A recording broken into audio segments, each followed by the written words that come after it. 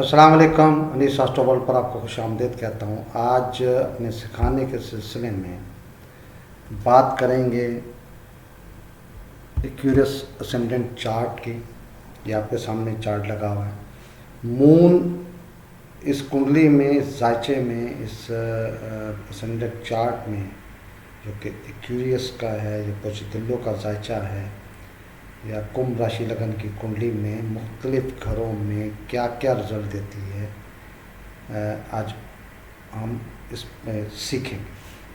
तो मून इस कुंडली में, इस कुंडली का लॉर्ड शनि है, जोहर या जिसे सैटर्न कहते हैं, और उसने मून को कुंडली के छठे घर का मालिक बनाया, जो कि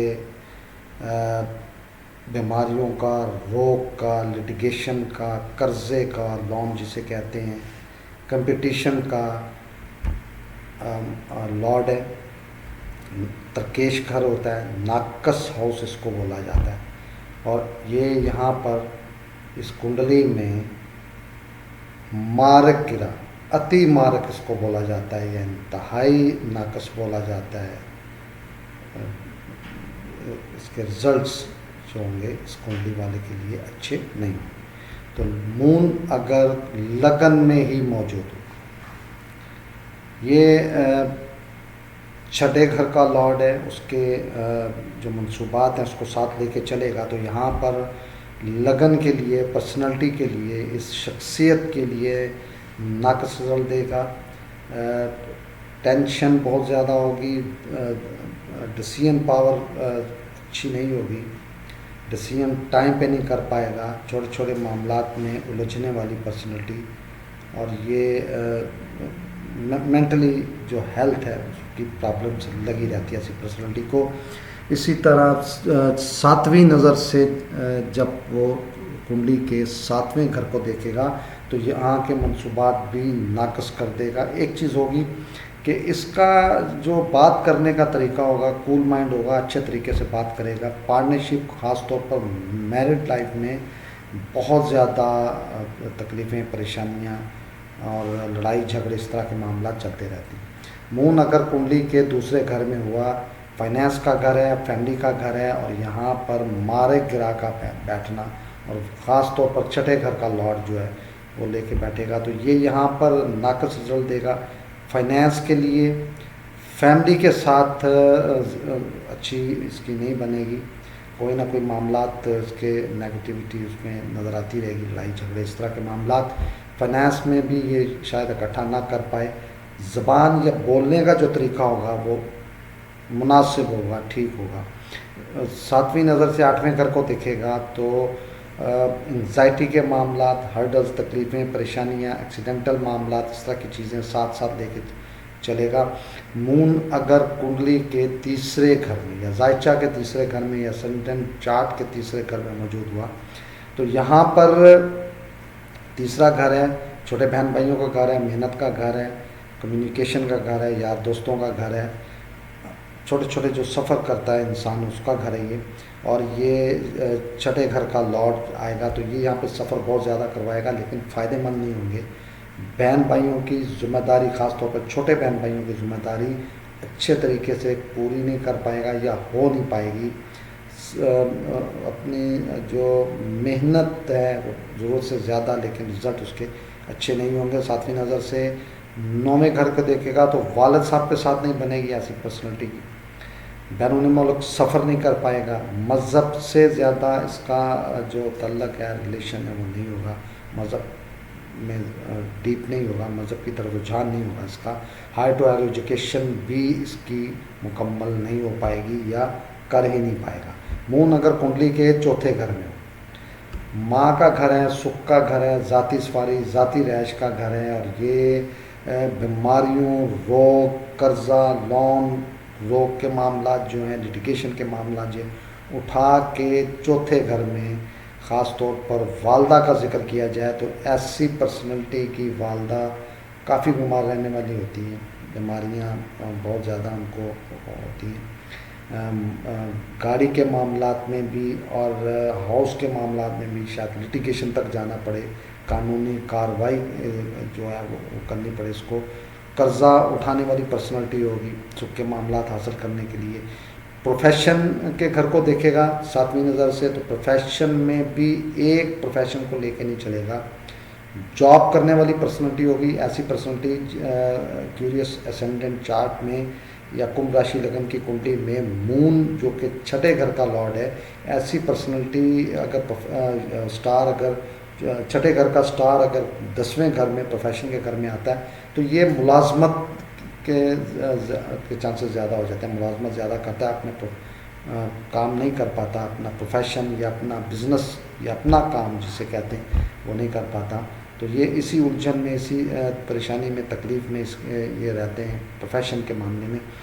मून अगर कुंडली के 5वें घर में, औलाद का घर है, एजुकेशन का घर है, लव रोमांस का घर है, अनसर्टन गेन का घर है, बुद्धि का घर है, और छठे घर का लॉर्ड जब 5वें में जाएगा तो ये यहाँ पर औलाद के मामलात, औलाद का सुख या औलाद से सुख, ये दो चीज़ें होती हैं, अलग-अलग होती हैं, ये हासिल नहीं कर पाएगा।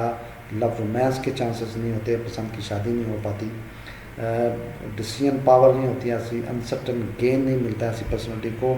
7वीं नज़र से 11वें घर को देखेगा तो बड़े बहन भाई को साथ नहीं बनेगी। लाभ के मामलात में भी इसकी लक साथ नहीं दे पाएगी। डिज़ायर्स के मामलात भी शायद ही इसके पूरे हों। मून अगर कुंडली के छठे घर में हुआ, स्वय राशि का होता है, यहाँ पर अगर विपरीत राजयोग की पोजीशन देखी जाए, अगर ख़ास पोजीशन बनती है, वो मैं आने वाले लेक्चर्स में आपको बताऊंगा। तो ये छठे 8वें और 12वें का लॉर्ड जब छठे 8वें 12वें में ही मौजूद हो तो विपरीत राजयोग की पोजीशन होती है। काफ़ी मेहनत, हर्डल्स, तकलीफ़ें, परेशानियाँ, काफ़ी उम्र गुजरने के बाद ऐसी पर्सनैलिटी अपना मुकाम पाती है। उसके लिए ज़रूरी है कि कुंडली का लॉर्ड, जैसे इस कुंडली का लॉर्ड शनि है, जोहल है या सैटर्न है, तो अगर ये इस कुंडली में अच्छे घरों में शनि मौजूद हुआ या सैटर्न मौजूद हुआ तो ये विपरीत राजयोग बनेगा और अपनी उम्र का आखिरी हिस्सा जो है या काफ़ी उम्र के बाद ये अपनी कामयाबियां भी समेटते हुए नज़र, अगर विपरीत राजयोग बना। अदरवाइज़ ये इंतहाई नाकस रिजल्ट देगा। यहाँ पे रोग के मामला, ऐसी बीमारी जो काफ़ी अरसे तक, लंबे अरसे तक चले, कर्जा बार बार लेगा, लिटिगेशन के मामला भी हो सकते हैं, रोग के मामला भी हो सकते हैं। मुलाजमत अगर कहीं पे किसी के अंदर काम कर रहा है तो वहाँ पर भी ये सेट नहीं हो पाएगा। 7वीं नज़र से 12वें घर को देखेगा तो ये हॉस्पिटल का खर्चा है, फजूल अखराजात का घर है, बैरून मुल्क सफ़र और उससे फ़ायदा हासिल ना होना, उल्टा नुकसान होना या नुकसान हो जाना, इल्ज़ाम, तोहमत, इस तरह के मामला ऐसी परिस्थिति के साथ चलती हैं। मून अगर कुंडली के 7वें घर में हुआ, पार्टनरशिप का घर है, मैरिड लाइफ का घर है ये, और ये यहाँ पर मार्ग गिरा जब छठे घर का लॉर्ड 7वें घर में जाता है तो ये लिटिगेशन देता है, डाइवोर्स के मामला बढ़ जाते हैं, डेली वेजेस के मामला में भी नुकसान होता है, लिटिगेशन की तरफ जाता है ये, और अच्छे रिजल्ट्स नहीं होते। 7वीं नज़र से पर्सनैलिटी को देखेगा तो ये जहनी अमराज या मेंटली हेल्थ कमज़ोर होने की निशानी होती है। ये डिसीजन नहीं ले सकते, ये काफ़ी चीज़ों में उलझने वाले, आम लोगों से सोसाइटी में हट के पहचान वाली शख्सियत बनती है, जो कि मेल जोल और रब्ता इस तरह का सिटिंग नहीं रखते ऐसे लोग। मून अगर कुंडली के 8वें घर में मौजूद, इंतहाई नाकस घर है, और ये यहाँ पर विपरीत राजयोग की पोजीशन बनती है। अगर शनि इस कुंडली में, या जोहल जिसे कहते हैं, या सैटर्न कहा जाता है, अगर अच्छी पोजीशन में हुआ तो यहाँ पे विपरीत राजयोग बनेगा, और ये यहाँ पर अच्छे रिजल्ट मिल सकते हैं। फैमिली के फाइनेंस के मामला अच्छे हो सकते हैं, फैमिली की हेल्प करने वाला होगा, ज़बान बहुत अच्छी होगी, बोलने का तरीका बहुत अच्छा होगा। और अगर विपरीत राजयोग यहाँ पर नहीं बनता तो ऐसी पर्सनैलिटी इंतहाई सख्त ज़िंदगी, जो कि हत्ता कि ये ऐसी पोजीशन बन जाती है ऐसी पर्सनैलिटी में कि ये सुसाइड करने की तरफ, खुदकशी करने की तरफ भी जा सकते हैं, ज़िंदगी ख़त्म करने की तरफ भी जा सकते हैं। इतने यहाँ पर हालात आउट ऑफ कंट्रोल होने के अमकानात होते हैं। मून अगर कुंडली के 9वें घर में हुआ, बहुत अहम घर होता है, लेकिन ये छठे घर का लॉर्ड है, और जब ये 9वें घर में जाएगा तो मज़हब से दूर, वालिद साहब के साथ नहीं बनेगी इसकी, वालिद साहब को अच्छा नहीं समझेगा, या वालिद साहब को इसकी मेंटल जो पोजीशन है, मेंटली पोजीशन जो है सेट नहीं होगी। बेशुमार आपने इस तरह की एग्जांपल्स देखी होंगी। बैरून मुल्क सफ़र नहीं कर पाएगा, करेगा तो सेटल नहीं होगा। एजुकेशन के मामला पे भी अच्छी नहीं। अनलकी पर्सनैलिटी, यहाँ से 7वीं नज़र से तीसरे घर को देखेगा तो यहाँ पे भी छोटे बहन भाइयों के साथ भी नहीं बनेगी, इसकी जिम्मेदारी पूरी नहीं कर पाएगा, और ये मेहनत भी उस साहब की नहीं कर पाएगा जहाँ से इसके फैमिली के लिए अच्छा हो सके। मून अगर कुंडली के 10वें घर में हुआ, यहाँ पे मून नीच का हो जाता है। एक बहुत अहम योग है यहाँ पे, बहुत बड़ा योग बनता है यहाँ पे अगर,